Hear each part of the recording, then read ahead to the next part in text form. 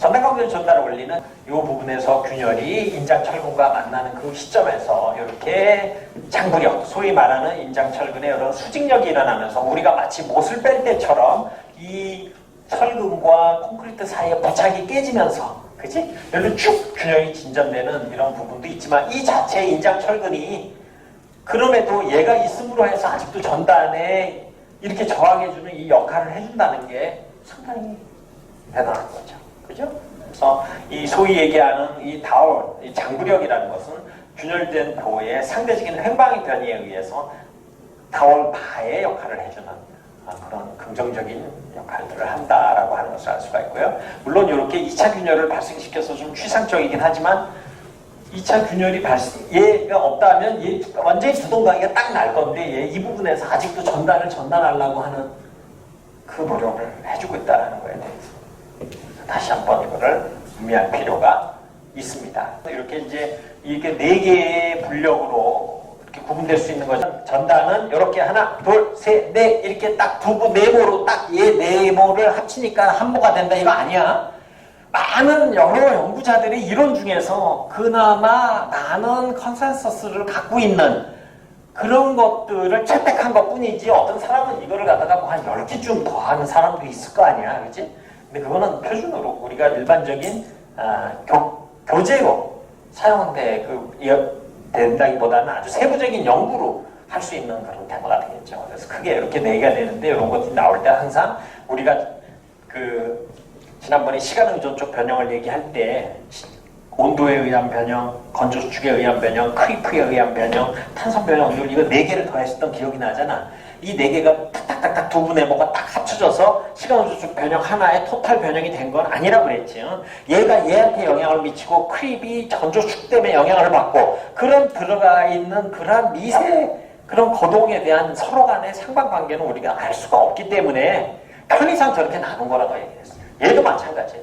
얘는 이렇게 딱 4개로 구분된다. 우리는 이제 그렇게 얘기할 수는 있지만 얘는 많은 여러 의견 중에서 이렇게 얘기하는 것이 비교적 가장 현재의 괜찮은 아이디어이기 때문에 얘기를 하는 거지. 제가 정답이기 때문에 이런 얘기를 하고 있는 건 아니에요. 그죠? 그래서 그것을 명심을 해야 되고 지금 앞에 있는 내용들은 이미 다 설명을 한 부분이니까 이 부분들은 좀 하이라이트를 하고 자, 이게 꼭 스케일대로 그린 건 아니지만 여러분들이 아까 얘기했던 아직 균열이 진전되지 않은 압축부의 공원분에 대한 것들이 이렇게 나와 있어요. 장부력이 이렇게 나와 있어요. 골재, 맞물리작용이 이렇게 나와 있어요. 가장 영향이 크고 장부력이 그다음 압축부에 있는 공간이 대부분 실험 결과가 이렇게 나왔기 때문에 얘는 늘 제일 크고 얘는 늘 제일 작다의 문제는 아니에요. 그죠? 상황마다 얼마든지 다를 수가 있잖아. 그런데 일반적인 경우 실험을 해보면 이런 결과가 나오더라고요. 그러니까 옛날에는 이게 반대였어. 골재 상호 맞물림 작업은 밑바닥에서 기어갖고 얘는 뭐 할 게 제가 모든 일을 하게 대부분 다 얘가 할 거야. 근데 실험 결과는 그렇지가 않다라는 거죠. 그죠? 얘는 거의 얘보다 높을 수도 있잖아. 경우에 따라서. 그지? 그런데 보면 골재 간의 상호 맞물림 작용이 압축부역, 즉 아직 균열이 진전되기 전에 콘크리트에 의한 공원분보다는 훨씬 크게 보는다는 것을 알 수가 있어요. 그럼 이 자체로 우리는 이 실험 결과를 써먹을 수 있느냐의 관점에서 얘를 보면 그렇지 않다고 내가 얘기를 하는 거야. 왜? 퀀티피케이션이 안 돼요. 우리가 정성적으로는 지금 퀄리터티브하게는 얘기할 수가 있어. 골재 간의 상호 맞물림 작용이 있고, 그치? 아직 균열이 발생되지 않은 콘크리트에 의한 공원분이 있고, 그 다음에 다울 액션에 의한 것들이 있다라는 것은 이제 다 확실히 알겠는데, 그래서 걔가 몇 프로 공헌해요? 라고 하는 이 정량화로 가는 관점에서는 보통의 경우는 30%, 보통의 경우는 20%, 보통의 경우는 10%. 그런데 그렇지 않은 경우가 존재하면 얘는 30%, 20%, 10%라고 내가 설계 기준의 표준으로 쓸 수가 없는 거예요. 아주 worst case of scenario를 한번 생각해봐. 30%인데 10%밖에 안 나와. 20%라고 했는데 5%밖에 안 나와. 10%라고 했는데 0%야. 그러면 얘네들이 60%로 전단 저항에 대한 저항 메커니즘을 제공해 줄 거라 그랬는데 실제로 해보니까 10%밖에 안 나와. 깨지지. 가뜩이나 취성적이고 폭발적인 이런 전단 거동에 의해서 그런 일을 일어나게 우리가 설계를 하면 안 된다 그랬지. 이러한 생각들이 자꾸 모아지면 어떤 생각들을 한다고? 정량화 안 된대, 안 된대. 아니, 개무시해. 전단은 다 철근이가 흔드는 거야. 저런 것들이 조금 있으면 땡큐. 자꾸 이런 생각을 빠지세요. 정말로 이런 생각을 가지고 야, 전단 철근으로 다 설계라고 얘기한 사람도 정말 많아요. 그러면 그거는 연구자 측면에서는 이게 다 파고 들어가는 것은 가능하지만 설계자의 입장에서는 저희는 그냥 설계해야 되는데 언제 이거 경우의 수 따져갖고 고려하고 연구하고 저희는 그럴 시간 없는데 그냥 똑 떨어지게 해주세요. 당연히 그러겠지. 그래? 그러면 이거에다가 전단 철근에 의한 설계잖아. 그러니까 전단 철근이 플러스 요거 3개잖아. 근데 얘는 딱 내가 설계한 만큼 전단 철근이 견뎌주고 있는 전단력이 확실히 나오잖아. 근데 얘는 안 나오잖아. 그러니까 설계자 입장에서는 그 연구는 교수님이 하시고 우리는 설계할 때 얘 70%, 얘 30% 이렇게 좀 해주라. 이렇게 요구를 하는 거지. 그치? 그래? 그러면 얘 퉁쳐. 얘를 퉁쳐갖고 VC로 만들어. 그래 전단 저항은 콘크리트에 의한 저항분 VC 플러스 내가 설계한 전단 철근에 의한 VS 두 개로 나누자고 얘기를 하게 됩니다. 타당하죠. 그러면 얘기가 조금 더 쉬워져. 뭐냐면 얘 각각에 의한 공원부를 정량화하는 데는 어려웠지만 이 3개가 어우러져서 최소한 이 정도 이상은 발휘를 한다라는 것만 우리가 알면 걔를 넣을 수가 있잖아. 각각 얼마인지 몰랐는데 얘 3개가 서로 잘 조합을 하면 최소한 10% 정도는 전단에 저항을 해주더라. 그러니까 설계하는 사람한테 V는 VC 플러스 VS로 저항을 하는데 VC는 이 각각은 얼마씩인지 모르는데 얘네들이 최소한 15%는 저항을 해주니까 너는 얘를 15%라고 설계를 하고 나머지 85%를 철근으로 설계를 해. 이렇게 얘기가 되게 되는 거지. 일종의 타협된 거지. 그치? 이제 이런 개념을 머릿속에 넣고 우리는 VC를 향해서 가는 겁니다. 여기 저항하는 거는 결국은 전단 철근에 의한 VS와 콘크리트의 여러 요소에 의해서 구성되는 VC로 나눠지게 되고 VC는 설계자를 위한 입장에서는 최소한 이 정도 이상은 VC를 이 공식을 쓰면 이 정도 이상 된다라고 하는 것을 전달해 주면 되는 거지. 그래서 그 얘기를 여기서 하려고 하는 겁니다. 그래서 보게 되면 최초에는 아까 그 멸쉐 근대 콘크리트의 아버지라고 얘기하는 박사님이 얘기했던 것처럼 놀라운 결과적이 나중에 실험을 통해서 이걸 밝혀지게 되고 그때 멸쉐 박사님을 이렇게 이제 뭐 다 되셨어 이렇게 했었던 사람들한테 꽤 심적으로 큰 상처와 반성의 시간을 줬겠죠. 그죠?